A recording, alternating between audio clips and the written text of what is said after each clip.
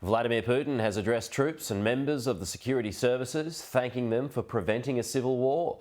Just days after an aborted uprising by Wagner mercenaries led by Yevgeny Prigozhin, Putin is attempting to turn the events into a sign of Russian unity.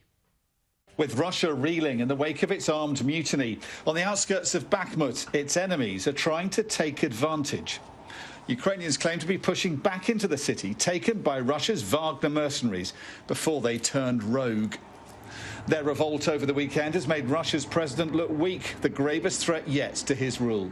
He's trying now to project strength, appearing with his security forces, who failed to foresee and stop the rebellion against him. And he admitted that civil war had been on the cards.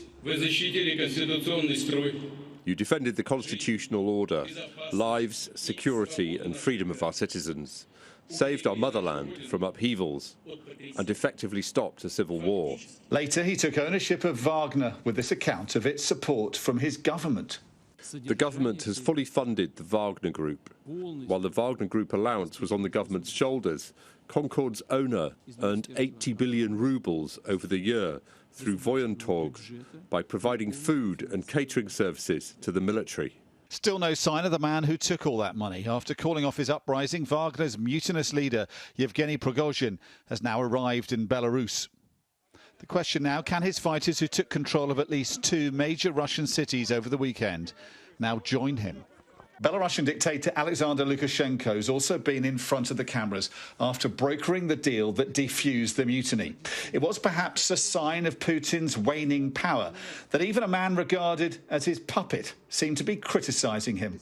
The most dangerous thing, as I understand it, was not the situation itself, but how it could develop and its consequences. This was the most dangerous thing.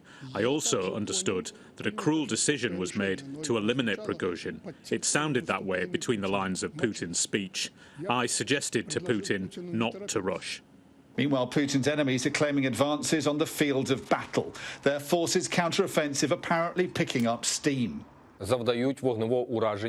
They are inflicting fire damage with artillery at the identified enemy targets and carrying out counter-battery measures.